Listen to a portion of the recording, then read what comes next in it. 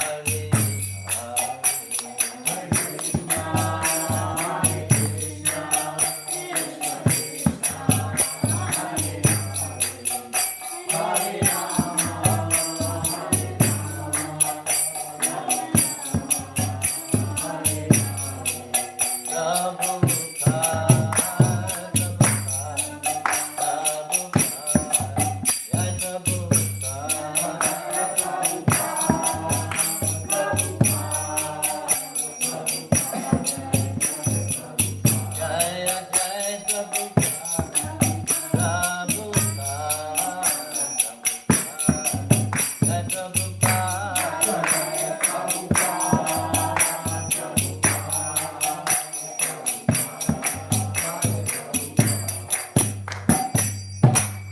all say Nama Om Vishnu Padaya Krishna Prasaya Bhutale Srimate Bhaktivedanta Swami Namane Namaste Saraswati Devi Gauravani Pacharane Nirvishesha Shunyavadi Paschatya Srila Prabhupada Ki Jai. Welcome to the last lesson of the Nectar of Instruction series. It's been a pretty successful experiment. So, Prabhu has inspired me to keep making everybody giddy swans. Next time, you want Gita? Bhagavad Gita will be Yeah, maybe the first 6 chapters, something like that. So, not that this doesn't need improvement, but I can do that other times. So, lesson 6, the original title I saw was The Highest Phase and Conclusion. So, a little too vague or technical, so I just changed it to The Highest Love. That was one of the first BTG pieces I read. Do you remember this piece called The Highest Love in BTG? It was 1970 summer. Of course, that's when I joined. No, 71. It was next year. I remember reading it in New Vrindavan and being amazed. It was Prabhupada's. Okay, lesson 6, The Highest Love. And I don't think I'd seen this before. Had anybody seen this before? This particular painting? It looks like Krishna's trying to make up with Radha. And the gopis are there to support them. So we're going to find out all about the highest love. Okay. But first, of course, lesson 5 review. Can anybody recall how to authentically connect with ISKCON's topmost Uttam Adhikari, Srila Prabhupada? Authentically, that's the key word. Because some say Prabhupada's the perpetual Diksha Guru for everybody, which is not right. Because he's the founder Acharya. Founder Acharya, which means he's the what? Adhyacharya. Yeah, so what does that make him in relationship to all generations of people in his Sangha? Even though he may be Foundational Shiksha Guru. And whatever a Guru is doing, introducing, initiating or teaching, it's all about teaching really. Even if the Guru doesn't open his or her mouth, but the example, that's arguably the most powerful teaching anyway. Recall the Guru's most essential instructions. Remember that? remember 16 rounds. And then, I didn't put it here, but then what's the next most essential instruction? association with advanced devotees. Yes, advanced, especially advanced devotees. Recall 3 stages of chanting Hare Krishna from that chart. Not the Adhikaris. This would be non-aparad. Right, not offensive. But you're chanting, you know. Namabas, Shuddhanam. Shuddhanam. Namabas means in English clearing. I mean, not literally, but that's basically what's going on. And then Shuddhanam is pure chanting, out of love, like the child crying for its mother. Recall how to become qualified to follow a resident of Vrindavan in confidential devotional service. By being rid of the material contaminations in our How do you do that? By serving Serving. deciding there under a superior, senior Vaishnava. Yeah, but how do you become qualified to do that? 24 hours. 24 hours a day. But how do you get there? I'm trying to go back farther, you know, back to the basics. You follow the basic, the principles, you know, the basics, the rules and regulations of bhakti. The chanting, the serving mood, and the vows. You avoid things that destroy devotional service. Okay, recall how to advance from simple faith to pure love of God. Chanting 24 hours a day. You're good at that. You're really into that, that's good. I'm not there yet, but. Well, at every stage, Rupa Goswami has his 9-step process from Shraddha to Prem. So at every stage, it's like the second most essential instruction. What was that? Association with the Association. devotee. Yeah, Advanced advanced devotees especially, because you get, whoever you associate with, you become like, so that's how you really advance. Yeah, we can't do it on our own. We need models. I may have told the story about a godbrother asking Srila Prabhupada, so Prabhupada, we hear there's 2 Bhagavats. This is in 1:2:18, Nityam Bhagavat, the Sevaya verse. The book Bhagavat and the person Bhagavat. So, Srila Prabhupada, which is more important? So Prabhupada would give different answers to questions like that, but in this instance, his answer was, oh, the person Bhagavat, because the Guru can pull your ear. He's somebody face to face, who's right there, he can actually correct you. And without that, we tend to get, our anarthas become enshrined in our hearts as the real thing, the weeds become the creeper. And that doesn't work. Then they choke the creeper. Okay, so that's the review. And now, this is very interesting. Hierarchy of spiritual people and places. Now when you hear the word hierarchy in the material world, it's always based on something artificial and exploitative. So when you hear there's a hierarchy in the spiritual world, it's like, oh no, what's going on here? It's always who you know. Even in the spiritual world, it's who you know. It's not fair, right? But there is method to the divine madness here. And it's not madness at all, it's actually very sweet. So who wants to read? Want to read that first? Hierarchy of spiritual people and places. Sri Chaitanya Mahaprabhu instructed Sri Rupa Goswami, Tad Upari, Goloka Vrindavan, that Goloka Vrindavan is the topmost region of the spiritual sky. And everyone there, Krishna and his entourage and paraphernalia, are of the same Chinmaya potency. Yeah, same. The spiritual world is full of, it's eternal, full of bliss and knowledge. Chinmaya rasa. So then I pose a question. Let me read the question. If everyone at every place in the spiritual sky is of the same potency, how is one higher than another? Yeah, what's all this hierarchy stuff? It might, because especially in America, where this is egalitarian America, where everyone's created equal, unless you're not white, and unless you're a man, unless you're not a man. Right? This is the history of America. All men are created equal, but then, no, women weren't even allowed to vote, and people of color were considered 3/5 of a person. Yeah, so all these kind of associations flood the egalitarian mind. The founding fathers, they were taking their cues from the French, because the French were the first to have their democratic revolution. Liberté, égalité, fraternité.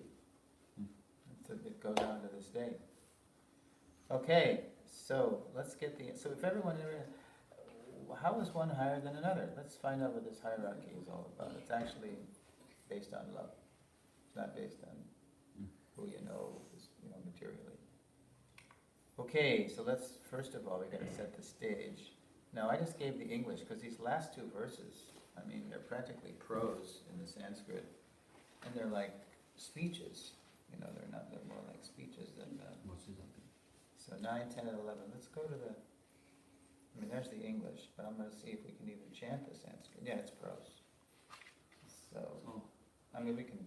How to pull up? Should we pull that up? No, don't even. That's why I just did the English. So, would you like to read the English, Prabhu? Me? Yeah. Oh. The holy place known as Mathura is spiritually superior to Vaikuntha, the transcendental world, because the Lord appeared there. Okay, so that's the first sentence. So there's a reason. Vaikuntha, how do you relate to God in Vaikuntha? Awe and reverence. Awe and reverence, it's the majestic aspect of Godhead. So that's why I said when Prabhupada translated Bhagavan as the supreme personality of Godhead, it's brilliant, because supreme, you get that awe and reverence, majesty. personality, it gets a hint of some intimacy. So Mathura, where Krishna appeared, it's superior to Vaikuntha, because this is where the original Supreme Personality of Godhead appeared. Go ahead. Superior. Superior to Mathura Puri is transcendental forest of Vrindavan because of Krishna's Rasalila pastimes. Okay, so then you go to Vrindavan and it gets more intimate. Vasudeva and Devaki, they had the boon of being Krishna's parents, but then they didn't have the adhikar like Nanda and Yashoda did for exchanging intimately with Krishna as baby and parents. And, okay, And superior to the forest of Vrindavan is Govardhan Hill, for it was raised by the divine hand of Sri Krishna and was the site of his various loving pastimes. So Govardhan, like to this day, you go to Vrindavan and then people in Vrindavan say, are you going to go down Parikram to Govardhan? Right? And when Prabhupada was in his last days, this is what he wanted to do with no body left. I want to go on bullock cart, around Govardhan. And there was a big thing, some devotees wanted to grant his wish, and the other devotees said, this is crazy, Prabhupada won't survive 5 minutes on a bullock cart out there. And that's what the Kaviraj said too. So Prabhupada, seeing the anxiety of the devotees, he said, all right, I will go. But the day after he passed, they took Prabhupada's picture around from the Vyasasan on a bullock cart. So that was sweet. And keep going. And above all, the super excellent Sri Radha Kund stands supreme, for it is overflooded with the ambrosial nectarian prema of the Lord of Gokul, Sri Krishna. Where then is that intelligent person who is unwilling to serve this divine Radha Kund, which is situated at the foot of the Govardhan, Right, but you have to become qualified to do that. As we'll see in this lesson, Prabhupada did want us to visit there and bathe there, but he didn't want us to prematurely retire there, as though we were on some platform we weren't. Okay, so there's the text, 9. We're doing 9, 10, and 11. And here's where the hierarchy continues. So here's one of my favorite pictures. I love this picture of Krishna. It's almost like he's posing, like for a photographer or a painter. It's a painting. And somebody's painting him. And there's not a lot of action there, apparently. And that's why it's appropriate for this. Okay, Radhika, you want to read? When a devotee is situated on the platform of Shantaras, he desires neither elevation to the heavenly planets nor liberation. A person situated on the Shantaras platform manifests the two transcendental qualities of detachment from all material desires and full attachment to Krishna. So Shanta Ras person is fully satisfied. Sometimes it's with loving Krishna. But it's called, sometimes you see parenthesis, passive adoration. Neutrality, is that Neutrality, yeah, neutrality, passive. And some of the acharyas don't even consider it an authentic rasa. They say it's the threshold of bhakti, but because there isn't much active service going on, it's just, there is, but it's in a very passive way. Some of them don't even consider it a true rasa. But it is, Rupa Goswami lists it as the first. So Shanta. Okay, and then, Prabhu, you want to read the next? The qualities of Santarasa are also present in Dasya Rasa, but service is added. Thus the Dasya Rasa platform contains the qualities of both Santarasa and Dasya Rasa. So who can tell us the pastime that's going on in the picture that illustrates Dasya Rasa? When Krishna was going to where? Oh, no, this is not Krishna going. It's just as a baby. Yeah, fruits.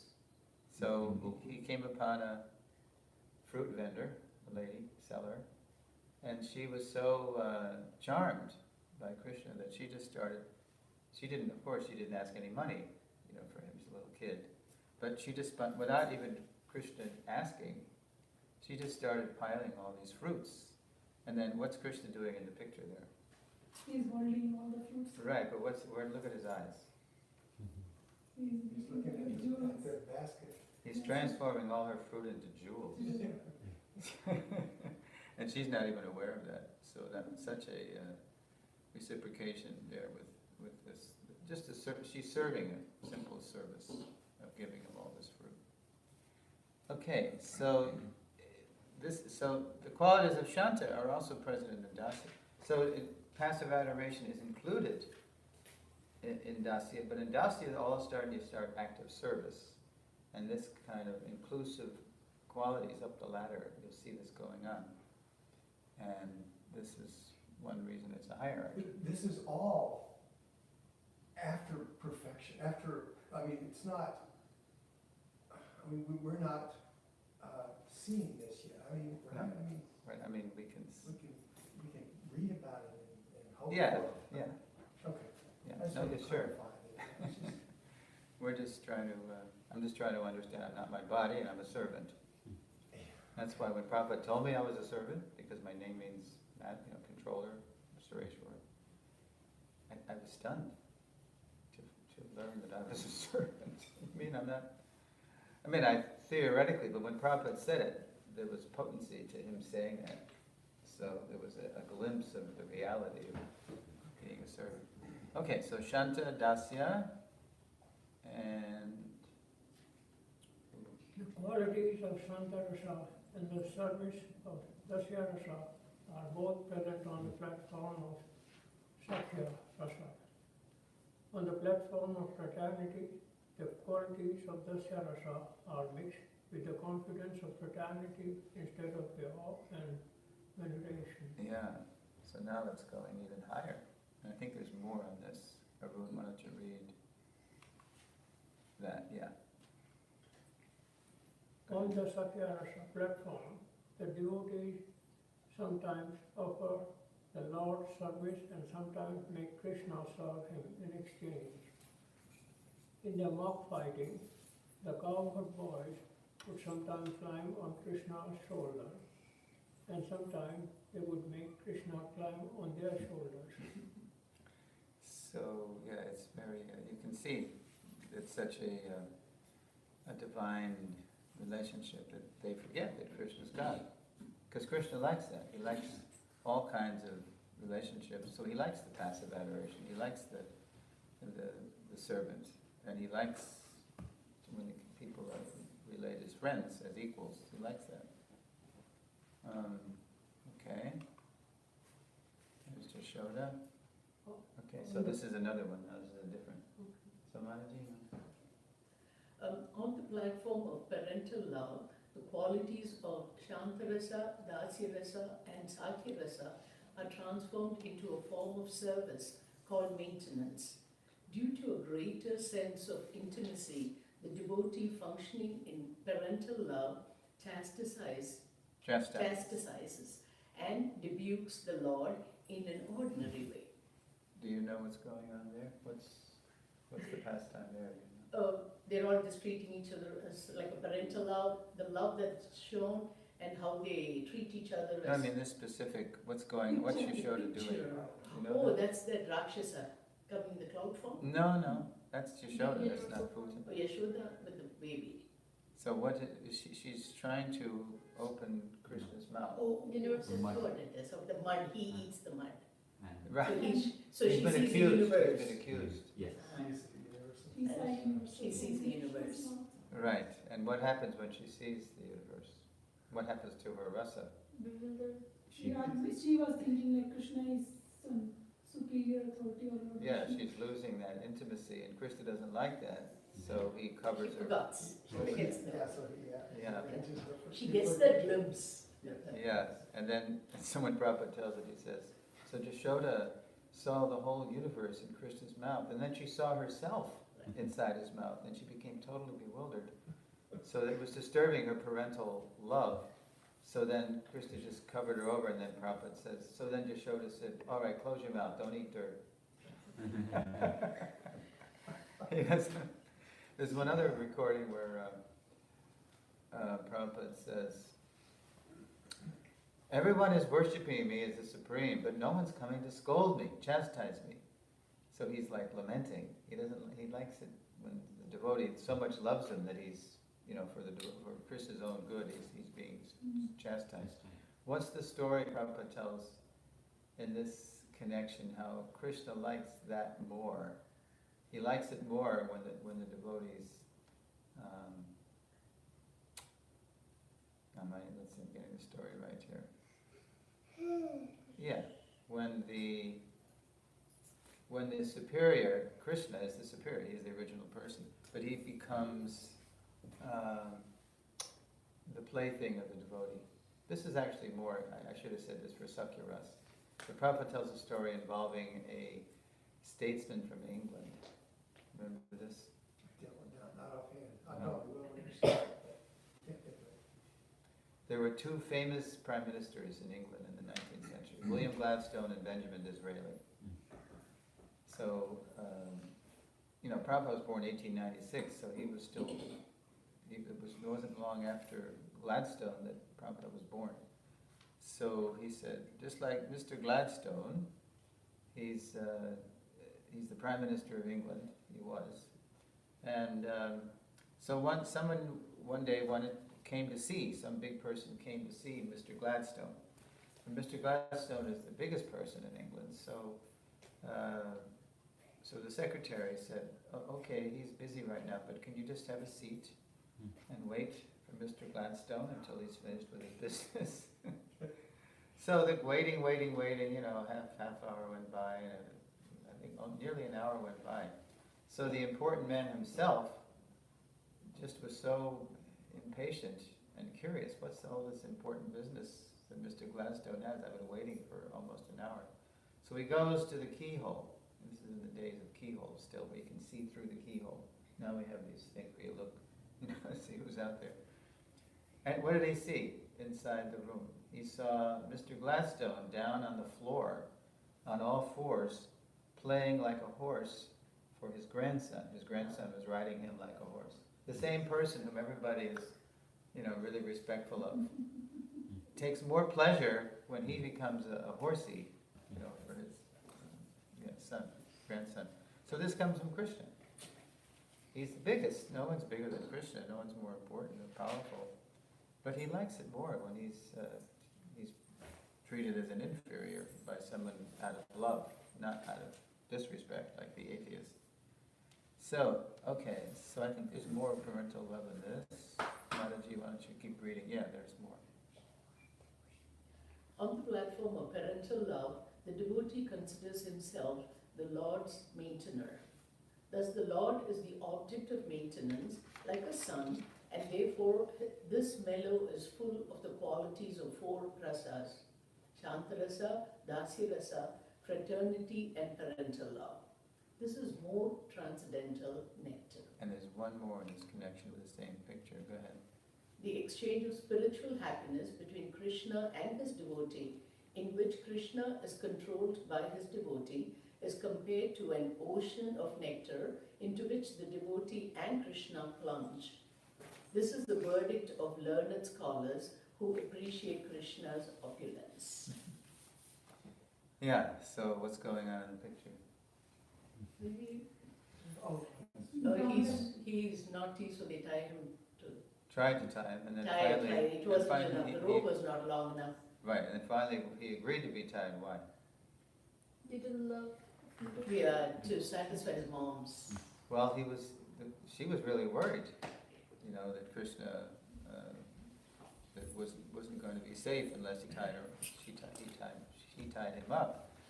So then, when Krishna saw that she was in too much anxiety, then he let her capture him by love. That's the only way we can capture Krishna, not by because she kept lengthening the rope, but it still didn't work. Right? Hey, thanks for coming.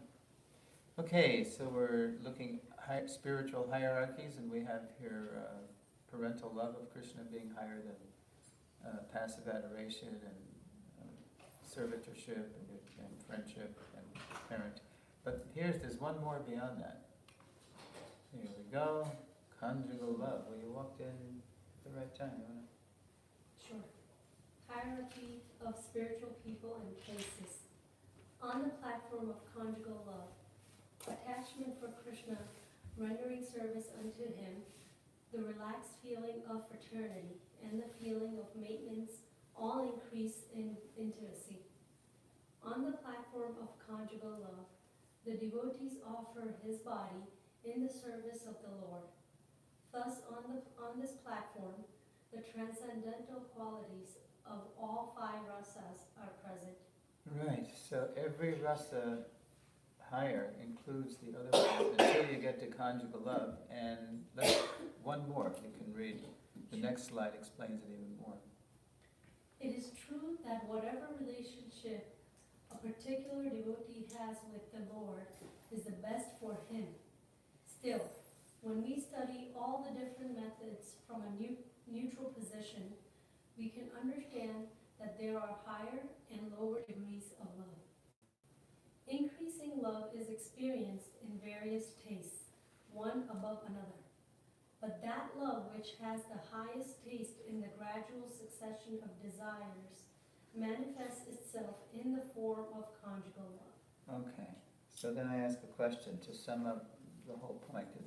The question I had in the beginning was, if everything in this, everyone and everything in the spiritual world is of the same spiritual, it's called Chinmaya potency, then why are there considered to be higher and lower degrees of people and places?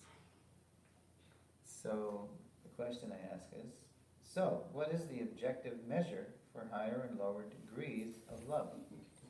Can anybody say?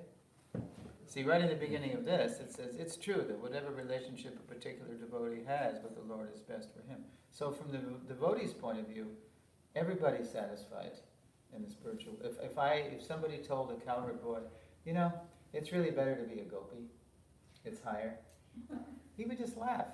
What are you talking about? Or tell a blade of grass, there's more things, you really have better things to do than let Krishna step on you. There's higher rasas, did you know? And he doesn't care. Because number one, Krishna likes to have different exchanges, varieties of spice of life. And number two, as you go up the rasa ladder, so to speak, what's happening? The love gets more, what? Maturing. Well, intense. Intense. Yeah. So the question remains now. So given all that, what is the objective measure for higher and lower degrees of love? Is it an objective measure from our point of view? Because we're all satisfied by whatever rasa we will have in the spiritual world. So it's from whose point of view? Krishna's point of Krishna. view. What is he deriving as you go up the rasa ladder? He derives more. More pleasure. So that's considered objectively the highest, conjugal love, because it's more, Krishna's pleased more and more with it. Yeah, that's very interesting. It's like, what's the first degree of sweetness in like in New Taliban, where I came from, they have this sugar cane juice. So I guess it's the raw sugar cane. That's the first thing, right? You can chew on that. And people do that, in India. But you see him in pictures, he's chewing on sugar cane. And then they make it into syrup, right? They grind it and juice. Mm-hmm. And then you can even make it thicker, right? If you cook it. Jaggery. Jaggery. Sugarcane. Yeah. Jaggery. Jaggery, right. And then there's a kind of jaggery in Mayapur, they get it in the winter. It's the best jaggery. Oh, it's date jaggery. People kill for that. So it's sweetest, it's just the most intense. And then finally, right, rock candy. Rock candy? Yeah. The most discount. Yeah, right. Cure for jaundice. Okay, good. So there's one hierarchy is from the standpoint, well, not one hierarchy, but this is the rasa hierarchy, and it goes from very passive up to most intense, conjugal love. There's so many intrigues with Krishna and the gopis, right? So let's look at that. And we're going to go higher now. The gopis, the most exalted devotees. The gopis, the most exalted devotees. Although Krishna's unparalleled beauty is the topmost sweetness of love of Godhead, his sweetness increases unlimitedly when he is in the company of the gopis. Mhm. Consequently, Krishna's exchange of love with the gopis is the topmost perfection of love of Godhead. And now we're going to see a super famous verse in the Bhagavatam, which shows just how amazing this love of the gopis is. Go ahead. Lord Krishna told the gopis, I am not able to repay my debt for your spotless service. Even within a lifetime of Brahma, your connection with me is beyond Reproach.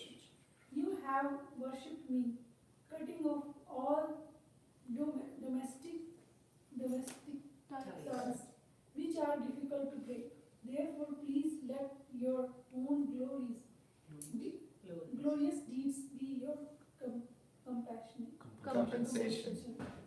So Krishna is saying, you gopis are so amazing, I can't even reciprocate enough your love. The verse starts 10:32, Napari hum.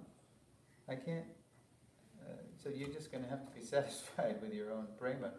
Now, this verse, what do I say here? What Bhagavad Gita verse does this Srimad Bhagavatam verse transcend? So Krishna makes a statement in the Gita that this verse outdoes. Do you know what Krishna says in the Gita about how he reciprocates? It's a famous verse. It's 4:11. Oh, ye thamam. Yeah, so you want to say the verse? That was the latter Ye part. tamam prapadyante tam tathaiva bhajamyaham namavartman vartante manushat partha sarvashaha. Now what does it mean? Yes. All of Whatever, them. like whatever, Very the whatever. All of them as yata, that's the key word in the verse, proportionally. All of them as they surrender unto me, I reward accordingly. Everyone follows my path in all respects, O son of Pritha, which means that everybody's under Krishna's control, actually, Krishna's energy. So he says that in the Gita, but this defeats that, because he's saying to the gopis, look, I can't even reciprocate with you. Can't even reward you accordingly. I can't. Yeah, because what you're doing is beyond me. And because of that, Krishna decides that, you know what, I have to taste what they're tasting, because I can't even taste this. And that's why he comes, again, as Chaitanya Mahaprabhu, as the golden avatar. Who is Krishna in the mood of Radha, to taste what Radha's tasting, because it says in Chaitanya Charitamrita, Krishna said to himself during this Leela with the gopis, he said, the gopis, he said, I'm the supreme enjoyer. That's a definition of God. But these gopis, they're enjoying 10 million times more than me. What's going on here? You know? So I have to come in their mood, especially the mood of the highest gopi, Radha, to taste what they're tasting. And that's the mystery of Chaitanya Mahaprabhu. Okay, so let's take a look now. The gopis are the most exalted devotees. Now we're going to go even higher. Srimati Radharani, most dear to Krishna. So, Prabhu. Srimati Radharani, most dear to Krishna. Among the gopis of Vrindavan, Srimati Radharani and another gopi are considered chief. But when we compare the gopis, it appears that Srimati Radharani is most important because her real feature expresses the highest ecstasy of love. The ecstasy of love experienced by other gopis cannot be compared to that of Srimati Radharani. And the next one explains it more. During the Rasa dance, Krishna did not exchange loving affairs with Radharani due to the presence of the other gopis. Because of the dependence of the others, the intensity of love between Radharani and Krishna was not manifest. Therefore, he stole her away. He wasn't able to express his love for Radharani. He was a little self-conscious around the other gopis, with whom he also exchanged his love. So he just took her away. He disappeared with Radharani. He kidnapped her. And then the gopis, and then listen to this. The next slide is Lord Chaitanya telling Ramananda Roy this. If Lord Krishna rejected the company of the other gopis for Srimati Radharani, we can understand that Lord Sri Krishna has intense affection for her. This is the painting by my godbrother Vishnu Das, which is in so many people's homes. It was in Ritu and Rajendra's home. You have this too. Yeah, we have. Yeah, everybody loves this painting. Anyway, so that's Lord Chaitanya to Ramananda Roy, and here's another. Yeah, look at this.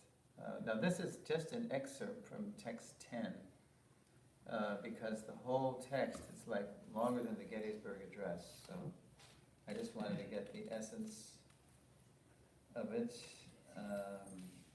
for our purposes. Yeah, it is long. Okay, you want to read? Among the gopis, Srimati Radharani is the most dear to Krishna. Her Kunda, lake, is as profoundly dear to Lord Krishna as this most beloved of the gopis. Yeah, so look at this. They're sporting in Radhakund. And did anybody ever go to Radhakund? At midnight? Yes. No.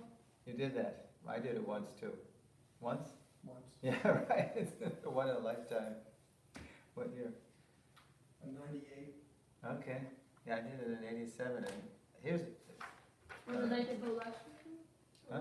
On the midnight of Bholashmi or just any night? Midnight of the appearance of Radhakund. There's a day. Bholashmi. Oh, okay.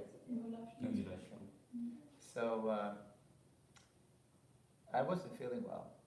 I was in room 42 of the Krishna Balaram guest house. I was just about to go to bed a little early because I knew that the rush was going to be to Several Radhakund. kilometers. And I just wanted to take rest early and, maybe get rid of whatever was trying to make me sick. So I had just closed the door and I had a knock at the door. It was Mahanidi Swami. You know him? Mm. Yeah. So he said, "Hey, Sureshwar, you going to Radhakund?" So I thought, oh God, no, Maharaj, I'm not feeling well. So I'm just going to take rest early and try to shake off this whatever I have. But he wasn't having any of it. He said, Sureshwar, it says in some scripture, the one who goes to Radhakund and bathes in Radhakund on the appearance of Radhakund, is it a full moon or something? Or maybe not.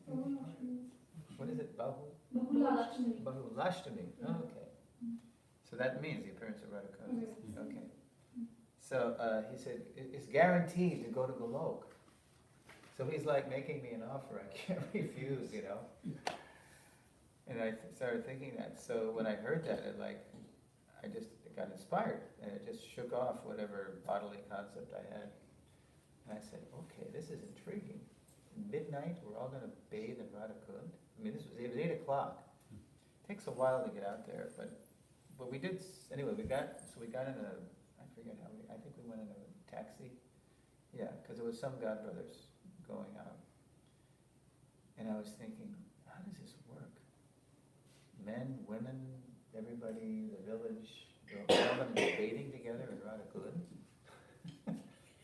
So we get to Radhakund. It's only about 10. It's only about 10 o'clock. So if you've been to Radhakund, you know it's steps all around the Kund. And so there isn't a whole lot of people, but there is a good contingent of kirtaniyas led by Ayodhyapati Prabhu, now B.V. Govinda Maharaj, who's a super singer. And so we kind of get near him and we're singing, we're chanting Hare Krishna. And then the place starts to fill up. And the only analog I had in my experience to this was being at a game, at a stadium, and watching the place fill up before the ball game, like today's the Super Bowl, right? So you can imagine people stood in line for who knows how long to get a ticket. So and there's lights. It's a night game, I'm thinking, oh, it's a night game. Oh, I'm thinking only in India would thousands of people come out at midnight to go bathe in a pond, just from external vision, right?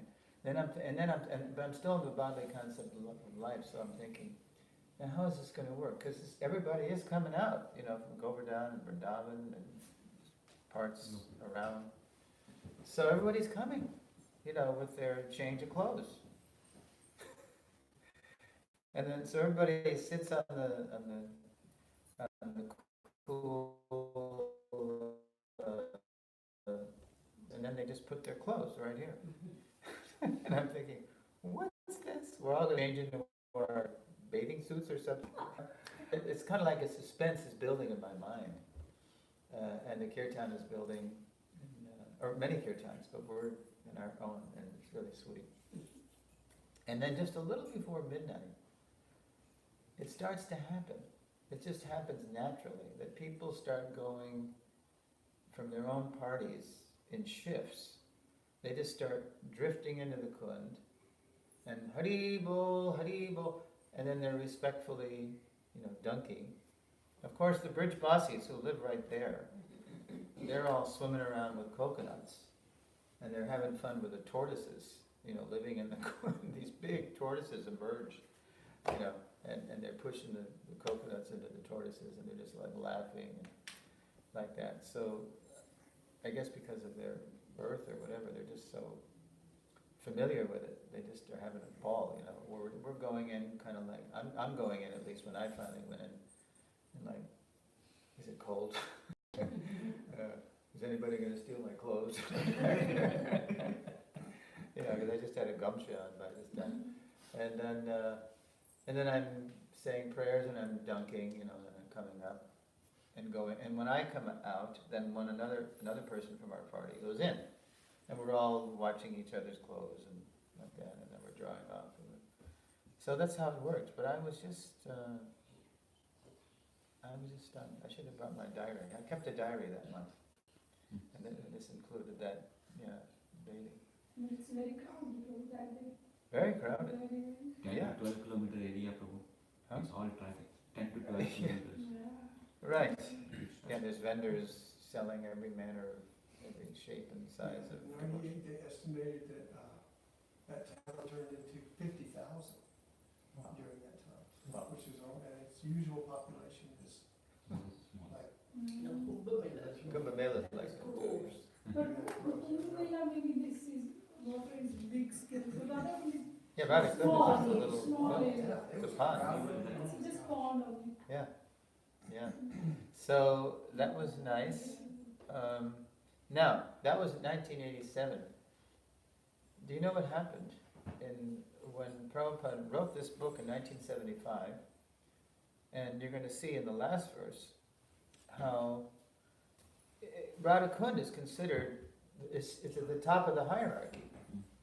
So it starts with this. Let's look at the next verse, and then I'm going to tell you the story. Okay, so this is the last verse of the last text of the book, and it's all about the glories of Radha Kund. So,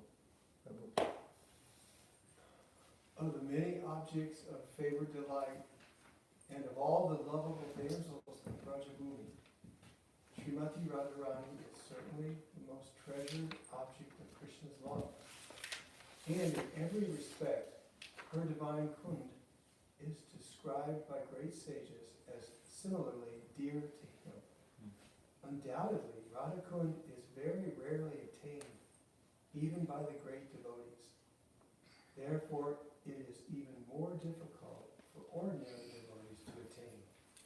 If one simply bathes once within those holy waters, one's pure love of Krishna is fully aroused. this was part of the pitch that Mahanidi Swami made to me. You're guaranteed to go back to Golok, you'll attain Krishna Prem. Now, it sounds, see that last line? I have it gilded, colored, because we might doubt that that's possible just by taking a bath in this place. So let's look at what Rupa Goswami said elsewhere in his Bhakti Rasamrita Sindhu, about statements like that in the scriptures? Okay. In these statements about devotional service, sometimes it may appear that the results have been overestimated. But actually, there is no overestimation. Some devotees, as revealed scriptures give evidence, have had immediate results by such association, although this is not possible for all. And we're going to talk about that in a minute with a story, but read one more. So these statements are not overestimations, nor are they stories. They are actual facts, but are true for certain devotees and do not necessarily apply to all. These descriptions, even if considered overestimations, must be taken as they are in order to divert our attention from the fleeting material beauty to the eternal beauty of Krishna consciousness. And for a person who is already in contact with Krishna consciousness, the described results are not unusual. For who? Who's going to get that kind of result? Somebody who's very Person who's already Krishna conscious, right? Remember we learned about the different levels of devotees. Now, the story is that Prabhupada translated this book in 1975, and it's encouraged. If you read, I'll tell you what, before the story, let's read the brief purport to that text